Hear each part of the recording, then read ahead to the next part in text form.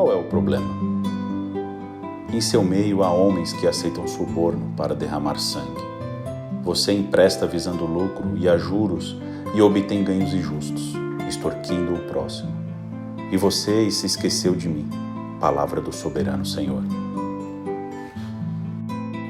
Com estas palavras, na véspera do exílio, o profeta Ezequiel pregou contra a decadência moral da cidade de Jerusalém. Qualquer um que siga as manchetes no Brasil por algumas semanas chegará à conclusão de que não é muito melhor aqui. Um presidente foi deposto, o outro está preso há anos, e um político após o outro se envolve em um escândalo de corrupção. O famoso carnaval carioca é organizado inteiramente pela máfia de drogas e pela bolha do hype econômico. Olha, eu não sei se seria... A Copa do Mundo e os Jogos Olímpicos há muito tempo explodiram. 40 milhões de brasileiros experimentaram uma armadilha da pobreza e bilhões desapareceram com a construção de estádios completamente inúteis e outras estruturas. Um exemplo típico disso é o metrô para o aeroporto de Guarulhos, perto de São Paulo. Ficou pronto 4 anos depois da Copa do Mundo. E ele para 3 quilômetros antes dos 2 principais terminais.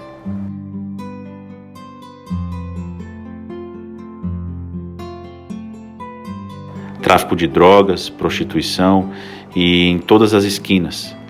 60 mil assassinatos por ano e um sistema de saúde e educação que choca a todos os lados. Essa é a realidade cotidiana dos milhões de habitantes das favelas que estão sendo marginalizadas por um sistema burocrático sufocante.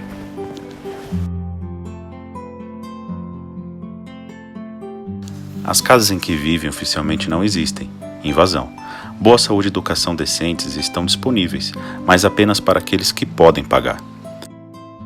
34 milhões de pessoas, isto é, 16,2% da população, vivem em extrema pobreza. Eles têm que viver com menos de R$130 por mês. Isso enquanto o salário mínimo legal é de R$950. Um quarto da população, quase 54 milhões de pessoas, vive nessas áreas de risco. Eles vêm fazendo isso há gerações e muitos deles não têm esperança de que algum dia melhorará. Além disso, eles preferem não pensar. Eles ficam sentados na rua o dia inteiro e não fazem nada, e sonhando com um mundo melhor. Essa é a sua rota de fuga dessa situação miserável. A coragem de tomar seu destino em suas próprias mãos foi tirada deles.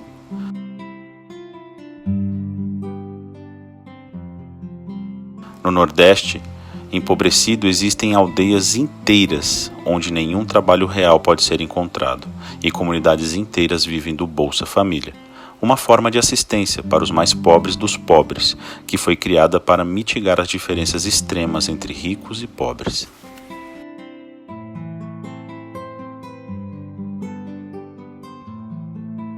A parte pobre da população, cerca de 60%, tem apenas 4% da renda nacional, enquanto os 20% mais ricos possuem mais de 58%. Uma linha divisória atravessa a sociedade brasileira. Uma divisão entre ricos e pobres que parece intransponível. Isso é dolorosamente visível em alguns lugares, na entrada de uma favela do Rio de Janeiro, por exemplo. Uma fronteira com barricadas, postos e guardas fortemente armados. Se você se render, então você está no país onde as gangues de drogas estão em serviço e o governo só entra com tanques e soldados fortemente armados. Todos os anos, mais vítimas estão envolvidas nesta batalha do que em todo o conflito israelo-palestino, de 1949 até o presente.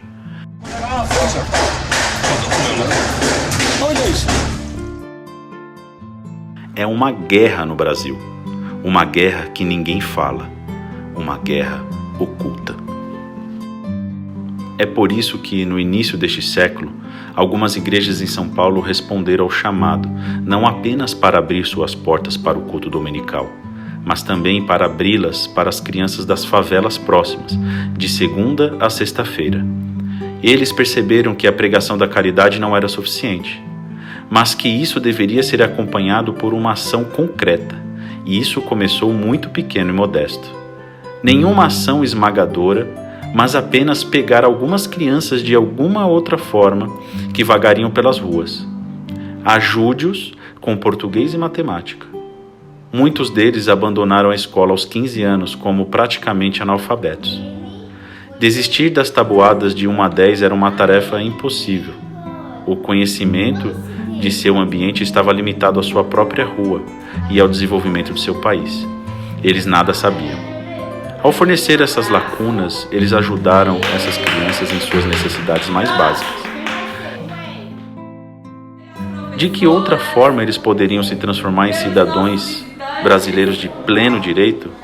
Sem essas habilidades, eles foram condenados a uma vida de pobreza e exclusão, para uma vida do outro lado dessa fronteira, onde drogas, prostituição e crime eram um serviço. Em vez do caos a que estavam habituados, foi-lhes oferecido um programa do PED, no qual a disciplina, a higiene, a segurança e os cuidados eram centrais. Para a surpresa de si mesmos e do ambiente, essas crianças mudaram visivelmente e graças a elas mudaram seu ambiente com elas. As famílias, a rua, o bairro, como uma mancha de óleo, esse novo entusiasmo espalhou-se pelo ambiente e desbotou os antigos limites. O bairro mudou. Não que as pessoas de repente ficaram ricas. Não, a mentalidade mudou. A agressão deu lugar à tolerância e negligência do homem e o meio ambiente transformado em cuidado.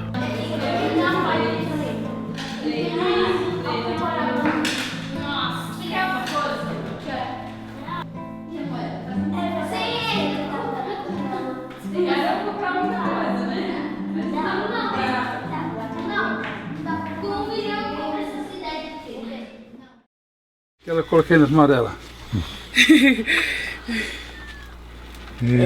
Só tem ela só, né? Só. Tudo bem? Tudo. Você vai que é difícil, porque muitas crianças ficam nas drogas, ficam na rua, não vai pra escola e não vai pra canto nenhum. Fica só aprontando. Como é o futuro dessas crianças? O de hoje em dia, o futuro não tá nada bom. Nada bom. Nada bom. E chegará na criminalidade, a prostituição. É bem difícil. Ou é morte ou é cadeia, né? Pra essas crianças. É por isso que eu prefiro a minha filha no projeto do que ficar na rua. Porque lá ela aprende mais. Tá. Ela escreveu o nome de Jesus no braço dela. Foi. Por quê? Porque eu amo ele. Porque ela ama ele. Omdat ze van hem houdt. Ja. Ja? Ok, muito bem. Ok. PED é o programa missionário desenvolvido pela Associação PED Brasil, com o objetivo de ajudar as crianças menos favorecidas, de 6 a 12 anos, a progredir nos seus estudos com autonomia e a conhecer o Evangelho de Jesus Cristo. Nossos resultados têm sido brilhantes.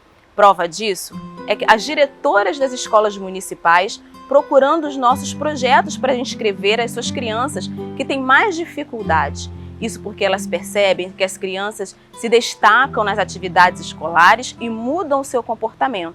Esse resultado é obtido graças à nossa metodologia, que é a metodologia de ensino por princípios, que ajuda no desenvolvimento integral da criança.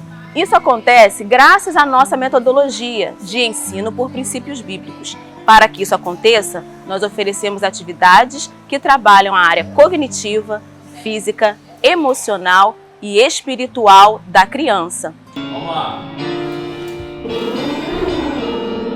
Quem não sabe fazer o bolo, faz.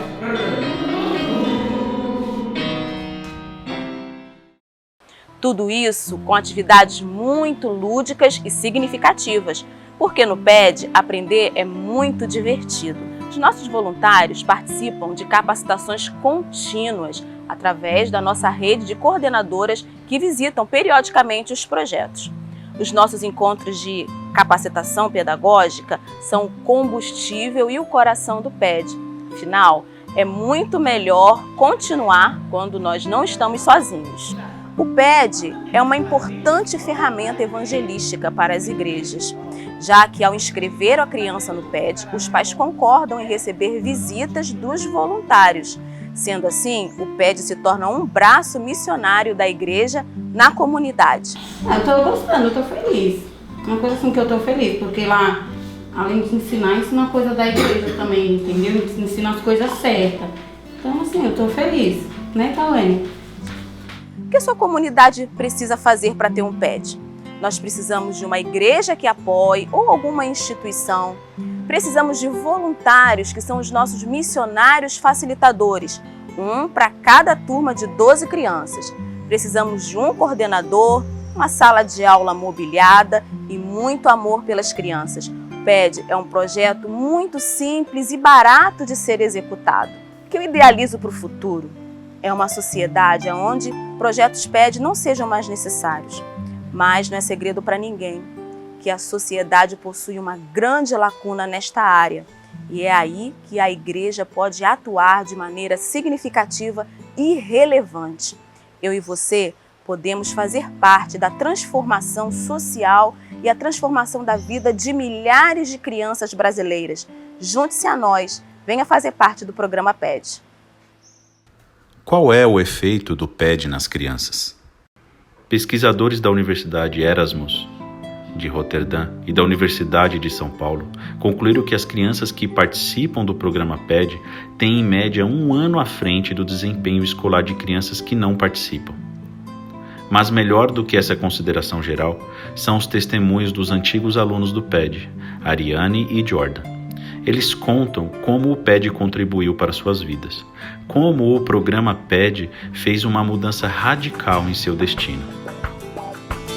Meu nome é Ariane Rodrigues, tenho 15 anos. Eu nasci no Hermelino Matarazzo. Eu morava em uma favela que tinha lá perto. Morava eu, minha mãe e meu pai.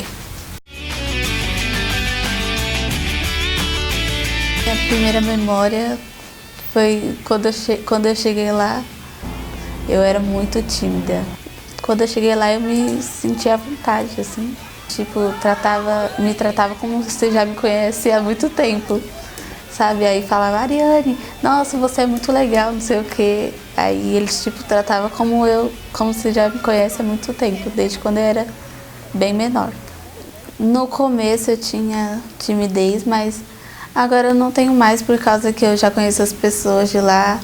Aí eu já tenho uma certa intimidade, aí não tenho muita timidez.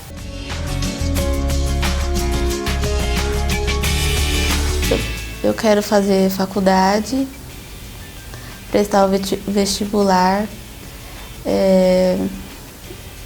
quero ser advogada, concluir a faculdade e ajudar a cidadania.